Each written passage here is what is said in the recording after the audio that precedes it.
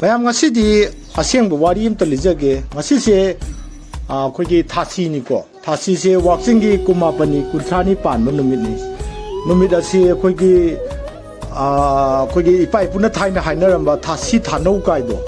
ꯑꯗꯨꯃꯥꯏꯅ ꯇꯧꯗꯅ ꯑꯩꯈꯣꯏ ꯃꯤꯄꯨꯝ ꯈꯨꯗꯤꯡꯃꯛꯀꯤ ꯋꯥꯈꯜ ꯋꯥꯕ ꯋꯥꯈꯜ ꯅꯨꯡꯉꯥꯏꯇꯕ ꯍꯥꯏꯅ ꯑꯩꯈꯣꯏꯒꯤ ꯊꯥꯁꯤꯒꯤ ꯃꯇꯨꯡ ꯏꯟꯅ ꯆꯠꯂꯤꯀꯣ ꯃꯁꯤ ꯑꯩꯅ ꯈꯪꯉꯤꯁꯤ ꯀꯩꯒꯤꯅꯣ ꯍꯥꯏꯕ ꯃꯇꯝꯗ ꯑꯩꯁꯦ ꯈꯤꯇꯪ ꯂꯥꯏꯒꯤ ꯅꯨꯡꯁꯤꯠꯀꯨꯝꯕ ꯁ꯭ꯄꯤꯔꯤꯠ ꯑꯃ ꯂꯩꯌꯦꯕ ꯑꯗꯣ ꯀꯃꯥꯏꯅ ꯇꯧꯒꯦꯗ ꯉꯔꯥꯡ ꯅꯨꯡꯗꯥꯡꯁꯤ ꯀꯃꯥꯏꯅ ꯇꯧꯒꯦꯗ ꯄꯨꯡ ꯕꯥꯔꯣ ꯈꯔ ꯍꯦꯟꯕꯒꯤ ꯃꯇꯝꯁꯤꯗ ꯏꯃꯥ ꯄꯥꯟꯊꯣꯏꯕꯤꯁꯦ ꯁꯒꯣꯜ ꯊꯧꯔꯒ ꯀꯨꯇꯨꯛ ꯀꯨꯇꯨꯛ ꯀꯨꯇꯨꯛ ꯀꯨꯇꯨꯛ ꯀꯨꯇꯨꯛ ꯂꯥꯛꯑꯦꯕ ꯑꯗꯨꯗ ꯑꯩꯅ ꯀꯣꯏꯇꯥꯟ ꯇꯥꯟꯅꯩꯑꯕ ꯑꯩꯁꯤ ꯉꯁꯥꯏꯒꯤ ꯑꯩꯒꯤ ꯊꯋꯥꯏꯁꯤ ꯄꯨꯊꯣꯛꯑꯒ ꯑꯩꯅ ꯀꯣꯏꯇꯥꯟ ꯇꯥꯟꯅꯩꯑꯕ ꯑꯗꯨꯗ ꯑꯩꯅ ꯏꯃꯥ ꯑꯃꯨꯛꯇ ꯉꯥꯏꯕꯤꯈꯣ ꯑꯃꯨꯛꯇ ꯉꯥꯏꯕꯤꯈꯣ ꯃꯥꯁꯦ ꯐꯠ ꯂꯥꯎꯅ ꯈꯥꯝꯃ ꯍꯥꯏꯌꯦꯕ ꯀꯩꯗꯧꯔꯦ ꯏꯕꯨꯡꯉꯣ ꯅꯪꯅ ꯑꯩ ꯇꯥꯟꯅꯔꯛꯏꯅ ꯏꯃꯥꯒꯤ ꯀꯩꯅꯣꯝꯇ ꯇꯥꯟꯅꯖꯁꯦ ꯇꯧꯕꯅꯤ ꯈꯣꯠꯄꯅꯦꯅ ꯍꯥꯏꯕ ꯀꯥꯟꯁꯤꯗ ꯏꯃꯥꯁꯤꯅ ꯀꯩ ꯍꯥꯏꯒꯦꯗ ꯉꯁꯤꯁꯦ ꯀꯩꯅꯣ ꯇꯧ ꯍꯥꯏꯌꯦꯕ ꯑꯩꯈꯣꯏꯒꯤ ꯂꯟ ꯊꯨꯝ ꯆꯪꯅꯕ ꯑꯗꯒꯤ ꯂꯩꯕꯥꯛ ꯅꯨꯡꯉꯥꯏꯅꯕ ꯑꯩꯈꯣꯏꯒꯤ ꯅꯨꯡꯇꯤꯒꯤ ꯆꯥꯕ ꯄꯣꯠ ꯑꯃ ꯑꯩꯈꯣꯏꯒꯤ ꯀꯩꯅꯣꯁꯤꯗ ꯊꯣꯡꯖꯤꯟ ꯅꯠꯇ꯭ꯔꯒ ꯒꯦꯠ ꯑꯁꯤꯗ ꯏꯁꯤꯡꯒ ꯊꯤꯠꯂꯒ ꯆꯥꯏꯊꯣꯛꯑꯣꯅ ꯍꯥꯏꯌꯦꯕ ꯃꯁꯤ ꯀꯩꯅꯣꯅ ꯑꯩꯅ ꯍꯪꯕ ꯃꯇꯝꯗ ꯏꯃꯥꯁꯤꯅ ꯀꯩ ꯍꯥꯏꯒꯦ ꯃꯇꯝꯗ ꯑꯩꯈꯣꯏꯒꯤ ꯀꯩꯅꯣꯁꯤ ꯌꯥꯏꯉꯪꯁꯦ ꯌꯥꯏꯉꯪ ꯃꯆꯨ ꯍꯥꯏꯇꯥꯔꯦ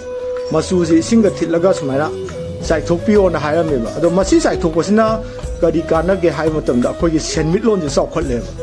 ꯊꯣꯡꯗ ꯆꯥꯏꯊꯣꯛꯄ ꯌꯥꯏ ꯑꯗꯒꯤ ꯒꯦꯠꯇ ꯆꯥꯏꯊꯣꯛꯄꯤꯕ ꯌꯥꯏ ꯏꯔꯨꯖ ꯃꯥꯏꯊꯕꯤꯔꯒ ꯐꯖꯅ ꯋꯥꯏ ꯅꯨꯡ ꯇꯩꯊꯣꯛꯄꯤꯔꯒ ꯃꯁꯤꯁꯤꯃ ꯇꯧꯕꯤꯔꯣ ꯑꯗꯨꯒ ꯂꯣꯏꯅꯅ ꯉꯁꯥꯏꯒꯤ ꯀꯩꯅꯣꯁꯦ ꯑꯩꯈꯣꯏꯒꯤ ꯏꯁꯥꯗꯀꯣ ꯃꯁꯤꯁꯦ ꯑꯩꯈꯣꯏꯒꯤ ꯄꯔꯐ꯭ꯌꯨꯝ ꯁꯤꯖꯤꯟꯅꯕꯁꯦ ꯌꯥꯝ ꯀꯥꯟꯅꯩꯀꯣ ꯑꯗꯨꯅ ꯄꯔꯐ꯭ꯌꯨꯝꯒꯨꯝꯕ ꯃꯅꯝ ꯅꯨꯡꯁꯤꯕ ꯄꯣꯠꯁꯦ ꯑꯣꯏ ꯊꯪꯕ ꯈꯨꯠ ꯅꯠꯇ꯭ꯔꯒ ꯑꯣꯏ ꯊꯪꯕ ꯁꯥꯏꯗꯇ ꯌꯥꯔꯤꯉꯩ ꯆꯥꯏꯕꯤꯌꯣ ꯉꯁꯤꯗꯤ ꯀꯩꯒꯤꯅꯣ ꯍꯥꯏꯕ ꯃꯇꯝꯗ ꯃꯁꯤꯒꯤꯁꯨ ꯃꯥꯅ ꯁꯥꯏꯟꯇꯤꯐꯤꯛ ꯑꯣꯏꯕ ꯑꯩꯅ ꯄ꯭ꯔꯨꯞ ꯑꯝꯇꯪ ꯄꯤꯖꯔꯝꯒꯦꯗꯤ ꯉꯁꯥꯏꯒꯤ ꯃꯤꯑꯣꯏꯕꯒꯤ ꯕ꯭ꯔꯦꯟꯁꯦ ꯂꯦꯐ ꯔꯥꯏꯠ ꯍꯥꯏꯕ ꯑꯃ ꯂꯩꯌꯦꯕ ꯑꯗꯣ ꯂꯦꯐꯁꯤꯅꯅꯦꯕ ꯑꯩꯈꯣꯏ ꯄꯩꯁꯥ ꯆꯪꯅꯕ ꯊꯕꯛ ꯇꯧꯗꯣꯔꯤꯕ ꯑꯗꯒꯤ ꯄ꯭ꯂꯥꯟ ꯇꯧꯗꯣꯔꯤꯕ ꯂꯥꯟ ꯇꯧꯗꯣꯔꯤꯕ ꯂꯦꯐ ꯕ꯭ꯔꯦꯟꯁꯤꯅꯦꯕ ꯈ꯭ꯋꯥꯏ ꯏꯝꯄꯣꯔꯇꯦꯟ ꯑꯣꯏꯁꯦ ꯃꯁꯤꯗ ꯁꯨꯝ ꯉꯥꯡ ꯂꯩꯔꯒꯗꯤ ꯌꯧꯔꯅꯤ ꯁꯥꯏꯟꯇꯤꯁ ꯑꯣꯜꯂꯅꯦꯕ ꯑꯗꯨꯅ ꯀꯃꯥꯏꯅ ꯇꯧꯋꯤ ꯂꯦꯐꯁꯤꯕꯨ ꯇꯧꯕꯤꯔꯣ ꯊꯥꯖꯕ ꯃꯤꯅ ꯇꯧꯕꯤꯔꯣ ꯊꯥꯖꯗꯕ ꯃꯤꯅ ꯇꯣꯛꯄꯤꯔꯣ ꯑꯗꯣ ꯃꯈꯥ ꯆꯠꯊꯔꯛꯄ ꯃꯇꯝꯁꯤꯗ ꯑꯃꯨꯛ ꯃꯥꯒ ꯑꯩꯒꯁꯦ ꯑꯃꯨꯛ ꯈꯠꯅꯗꯣꯏꯅꯦꯕ ꯑꯗꯣ ꯀꯃꯥꯏꯅ ꯈꯠꯅꯒꯦ ꯍꯥꯏꯕ ꯃꯇꯝꯗ ꯃꯤꯑꯣꯏꯕ ꯍꯥꯏꯕꯁꯦ ꯃꯤ ꯃꯈꯜ ꯑꯅꯤ ꯂꯩꯌꯦꯕ ꯂꯥꯏꯗꯁꯨ ꯃꯤ ꯃꯈꯜ ꯑꯅꯤ ꯂꯥꯏ ꯃꯈꯜ ꯑꯅꯤ ꯂꯩꯌꯦ ꯑꯗꯣ ꯁꯨꯃꯥꯏꯅ ꯇꯧꯗꯅ ꯑꯩꯈꯣꯏꯒꯤ ꯑꯩ ꯂꯣꯏ ꯈꯪꯉꯤ ꯑꯩ ꯂꯣꯏ ꯍꯩꯔꯦ ꯍꯥꯏꯕ ꯑꯃ ꯑꯗꯒꯤ ꯑꯃꯅꯅꯦ ꯇꯃꯥꯝ ꯈꯪꯕ ꯇꯥꯡꯉꯩ ꯈꯪꯕ ꯈꯪꯗꯩ ꯈꯪꯗꯣꯛꯄ ꯌꯥꯕ ꯈꯪꯗꯣꯛꯑꯒ ꯀꯃꯥꯏꯅ ꯇꯧꯒꯦꯗ ꯑꯩ ꯅꯪꯅ ꯉꯥꯡꯉꯤꯗꯣ ꯀꯔꯤꯅꯣ ꯈꯔ ꯂꯧꯁꯟꯖꯒꯦ ꯍꯥꯏꯕ ꯃꯤ ꯑꯃ ꯑꯅꯤꯁꯦ ꯑꯗꯨꯃꯥꯏꯅ ꯇꯧꯗꯅ ꯑꯅꯤ ꯂꯩꯌꯦꯕ ꯂꯥꯏꯗꯁꯨ ꯑꯗꯨ ꯁꯦꯝ ꯀꯦꯁ ꯆꯞ ꯃꯥꯟꯅ 1 2 ꯂꯩꯌꯦꯕ ꯑꯗꯣ ꯀꯃꯥꯏꯅ ꯇꯧꯒꯦꯗ ꯏꯃꯥ ꯄꯥꯟꯊꯣꯏꯕꯤꯁꯦ ꯊꯕꯛ ꯌꯥꯝ ꯁꯨꯕ ꯃꯤꯅꯦꯕ ꯊꯕꯛ ꯌꯥꯝ ꯁꯨꯕ ꯁꯤꯟꯇꯥ ꯂꯣꯟ ꯂꯥꯟ ꯍꯤꯔꯝ ꯈꯨꯗꯤꯡꯃꯛꯇ ꯃꯥꯁꯦ ꯍꯩꯇꯕ ꯂꯩꯇꯦꯕ ꯃꯥꯁꯦ ꯑꯗꯨ ꯃꯥꯅ ꯃꯥꯒ ꯑꯩꯒ ꯉꯔꯥꯡꯁꯤ ꯃꯔꯩ ꯑꯃ ꯌꯦꯠꯅꯩ ꯑꯗꯨꯗ ꯃꯥꯅ ꯑꯗꯨꯗꯤ ꯍꯥꯏꯗꯣꯛꯄ ꯌꯥꯗ꯭ꯔꯦ ꯃꯌꯥꯝꯗ ꯑꯗꯨꯗ ꯑꯩꯅ ꯃꯥꯏ ꯃꯔꯩꯁꯦ ꯀꯃꯥꯏꯅ ꯀꯛꯀꯦ ꯍꯥꯏꯕ ꯃꯇꯝꯗ ꯃꯥꯏ ꯋꯥꯔꯤꯁꯦ ꯃꯌꯥꯝ ꯇꯥꯕꯤꯔꯝꯃꯅꯤꯀꯣ ꯃꯥꯏ ꯋꯥꯔꯤꯁꯦ ꯁꯨꯃꯥꯏꯅ ꯇꯧꯕꯅꯦꯕ ꯃꯥꯁꯦ ꯑꯩꯈꯣꯏꯒꯤ ꯈꯥꯕ ꯍꯥꯏꯕ ꯅꯨꯄꯥꯁꯤꯡꯅ ꯉꯁꯥꯏ ꯇꯥꯏꯕꯪ ꯃꯤ ꯑꯣꯏꯅ ꯇꯧꯕ ꯅꯨꯄꯥꯁꯤꯅ ꯃꯉꯣꯟꯗ ꯄ꯭ꯔꯄꯣꯖꯦꯟ ꯇꯧꯕ ꯂꯥꯛꯄꯅꯦꯕ ꯂꯨꯍꯣꯡꯁꯦꯅ ꯍꯥꯏꯕ ꯂꯥꯛꯄꯅꯦꯕ ꯃꯥꯅ ꯂꯨꯍꯣꯡꯁꯦꯅ ꯍꯥꯏꯕ ꯂꯥꯛꯄ ꯃꯇꯝꯁꯤꯗ ꯃꯥꯅ ꯂꯨꯍꯣꯡꯕꯁꯦ ꯌꯥꯗꯅꯕ ꯍꯥꯏꯅ ꯃꯥꯅ ꯀꯃꯥꯏꯅ ꯇꯧꯒꯦꯗ ꯃꯥꯅ ꯉꯁꯥꯏꯒꯤ ꯈꯥꯕꯁꯤꯅ ꯉꯝꯃꯣꯏꯗꯕ ꯊꯕꯛ ꯑꯃ ꯍꯥꯏꯖꯤꯜꯂꯦꯕ ꯑꯗꯣ ꯀꯔꯤ ꯊꯕꯛꯅꯣ ꯍꯥꯏꯕ ꯃꯇꯝꯗ ꯊꯕꯛꯁꯦ ꯌꯥꯝ ꯌꯥꯝꯃꯤ ꯁꯤꯟꯊꯥꯁꯦ ꯃꯥꯅ ꯍꯥꯏꯔꯤꯁꯦ ꯑꯗꯨ ꯃꯥꯅ ꯈꯥꯕꯒꯤ ꯌꯨꯝꯗꯒꯤꯅ ꯄꯥꯟꯊꯣꯏꯕꯤ ꯑꯩꯒꯤ ꯊꯣꯡꯒꯥꯟ ꯐꯥꯎꯕꯗ ꯁꯅꯥꯒꯤ ꯃꯐꯦꯟ ꯑꯣꯏꯕ ꯑꯣꯚꯔ ꯕ꯭ꯔꯤꯖ ꯑꯃ ꯁꯥꯔ ꯂꯥꯛꯑꯣ ꯁꯤꯅꯦꯕ ꯈꯥꯕꯅ ꯃꯄꯨꯟꯁꯤ ꯉꯝꯃꯔꯣꯏ ꯃꯥꯗꯤ ꯂꯥꯏꯁꯨ ꯅꯠꯇꯦ ꯀꯩꯅꯣꯅꯦꯅ ꯊꯝꯃꯝꯅꯦꯕ ꯑꯗꯨꯗ ꯑꯃꯨꯛ ꯈꯥꯕꯒꯤ ꯃꯄꯥꯁꯤꯅ ꯑꯃꯨꯛ ꯉꯁꯥꯏ ꯂꯦꯡꯊꯣꯛ ꯄꯤꯁꯠꯇꯥꯎꯒ ꯐ꯭ꯔꯦꯟ ꯑꯣꯏꯔꯨꯕꯗꯒꯤꯗ ꯀꯩꯅꯣꯝ ꯇꯧꯕꯅꯤ ꯋꯥꯔꯤꯁꯦ ꯑꯗꯨꯗꯒꯤ ꯃꯥꯅ ꯀꯃꯥꯏꯅ ꯇꯧꯒꯦꯗ ꯁꯅꯥꯒꯤ ꯑꯣꯚꯔ ꯕ꯭ꯔꯤꯖꯁꯦ ꯁꯥꯔꯒ ꯄꯥꯟꯊꯣꯏꯕꯤ ꯃꯌꯨꯝꯐꯥꯎ ꯂꯥꯛꯑꯦꯕ ꯑꯗꯨꯗ ꯄꯥꯟꯊꯣꯏꯕꯤ ꯏꯃꯥꯁꯦ ꯑꯩꯈꯣꯏꯒꯤ ꯀꯩꯅꯣꯁꯦ ꯃꯥꯒꯤ ꯅꯥꯄꯟꯁꯦ ꯇꯤꯛꯑꯦꯕ ꯑꯩꯉꯣꯟꯗ ꯍꯩꯕ ꯃꯤꯁꯨ ꯈꯪꯕ ꯃꯤꯁꯨ ꯂꯩꯕꯣꯏꯌꯦ ꯍꯥꯏꯕꯁꯦ ꯇꯥꯛꯑꯦꯕ ꯑꯗꯨꯅ ꯑꯩꯈꯣꯏꯒꯤ ꯍꯥꯟꯅ ꯂꯩꯖꯔꯤꯕ ꯑꯩꯈꯣꯏꯒꯤ ꯍꯥꯟꯅ ꯋꯥꯈꯜꯂꯣꯟ ꯂꯩꯖꯔꯤꯕ ꯀꯩꯅꯣꯁꯤ ꯑꯝꯇ ꯍꯥꯟꯅ ꯂꯧꯊꯣꯛꯃꯤꯟꯅꯁꯦꯕ ꯑꯗꯨꯒ ꯃꯁꯤꯅ ꯆꯦꯞꯇꯔ ꯑꯃ ꯑꯣꯏꯔꯦ ꯍꯥꯏꯔꯒ ꯑꯅꯤꯁꯨꯕ ꯆꯦꯞꯇꯔꯗ ꯀꯃꯥꯏꯅ ꯇꯧꯒꯦ ꯍꯥꯏꯕ ꯃꯇꯝꯗ ꯑꯩꯈꯣꯏꯒꯤ ꯑꯣꯖꯥ ꯃꯈꯜ ꯑꯅꯤ ꯂꯩꯀꯣ ꯑꯣꯖꯥꯁꯦ ꯃꯁꯥꯒꯤ ꯑꯣꯏꯅ ꯁꯥꯔꯇꯤꯐꯤꯀꯦꯠ ꯑꯃ ꯄꯥꯏꯕ ꯁꯥꯔꯇꯤꯐꯤꯀꯦꯠꯁꯦ ꯍꯦꯛꯇ ꯕꯣꯔꯥ ꯑꯃ ꯄꯥꯏꯕ ꯑꯗꯨꯒ ꯀꯃꯥꯏꯅ ꯇꯧꯒꯦꯗ ꯃꯥ ꯁꯥꯇ꯭ꯔꯁꯤ ꯀꯃꯥꯏꯅ ꯇꯧꯒꯦꯗ ꯃꯥꯗꯧꯅ ꯐꯥꯎꯕ ꯁꯥꯇ꯭ꯔꯁꯤ ꯄꯨꯊꯣꯛ ꯉꯝꯗꯕ ꯑꯗꯩ ꯑꯣꯖꯥ ꯑꯃꯅ ꯀꯃꯥꯏꯅ ꯇꯧꯒꯦ ꯍꯥꯏꯕ ꯃꯇꯝꯗ ꯑꯩꯈꯣꯏꯒꯤ ꯀꯩꯅꯣꯁꯦ ꯑꯩꯈꯣꯏꯒꯤ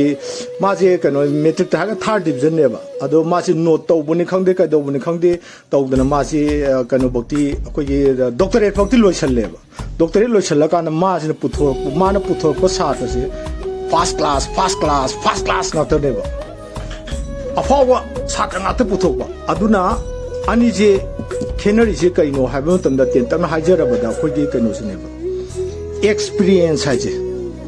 halaman singna hena loksing lay experience haje ojana takpi raktaba para ama kadai dagi khange haita di akoina experience leiba migi manak ta chatpa mathau ta aduna paisa paige haita di paisa hana tan khraba paisa gi maram da kupna naina khraba theory naina khraba migi manak da akoi naina bam sangeba aduna masigi matang chana ung mapalong gi wa mong pusilake buslina tamako oja se am yam adubu busli gi kin kuthinje kanamtana mai ojam tum tambi rakte ba adu kanana tambi rakke hai matamda masana hona jaraga magi kin kuthinje mai speed am leibni ne mayam youtube ngung te yengbi ne aduna akoina kadai dagi tamgada ge hai matamda akoigi senmilo na chakot ke akoi kano da kha hai ne ko waru biya de ka hirom khuri mokta chakot ke hai ta di akoina sigi experience leib mi sigi manak da akoi tanabam changi masibu english ki lon da akoi mentor haina ko ai hena business chakot ke ai hena nungai ge hai ta di madugi maram da hana sahi ohum mari mangai mamang da fil da chat khab mi dugi manak da tana ta de ai ngasi tokjari ba karbar la lolitik or amo oiro masi hena growth yam thuna growth oina chakhini hai di khut sambi ga chat khabne ba aduni masini ngasi no mogi ani suba chapter wari aduga khogi yam last oina yam nungai ba wari imtang lijaram ge wari sidi koi hindu ga khitang mari lena re smai to ni wari smai to ne khogi ramayam gi wari ni ramayam gi wari sida kamai to ge da ram ga lakshman ga adagi hanuman ji gi keno je khogi sipoi mayam sigana lanka je landarage lanka je khongda mutam ja lanka da le ram hingcha mayam je phan chong thore ga kayen har ke have tane yongnau sa adagi ram hai ba lai lakshman hai ba lai noi tok je sai do he ka sin te se ka se na ku pa te hum lo kap selak ne ba aduda nga sai gi kano sina hange ba ram lakshman ka sawbolin lakshman hange ba kari no noi na da lan ba hokti lan bung je sa sam kai se kai no hai moi myam no kha ga hingcha ba gi ha no kha ka ha ke da akoi gi kano je hai rak bane ba akoi di omor ne akoi je noi na jitna lising lak thu ma ga ju lising lak tien ka pa ga ju lising lak mai thar ga chung chi si roi da ba omor hai du ni ne akoi je sri rabon ji ki sena ngak ni ne hai ra ba adu gi asram chu lakshman ju gi ma ge hanuman purak ba yongnau mayam ju ai matha sare matha si makok chu mai loi chai maru mana loi kele bai tung si da kamai to ge da hanuman di nokhai re hanuman no ko se kai no ke da thamoi da nuwe ada thamoi da no kan siri hanuman si ka kamai to ge da lanmi mayam nungam loi chat khre ram ga lakshman ga hanuman moi hum dang matha saw re matha sar le bu hanuman si ka hanuman si na kai ha ge da hoi juda ji hau re lan ji hau re si ne lan ji hau re si hai matam da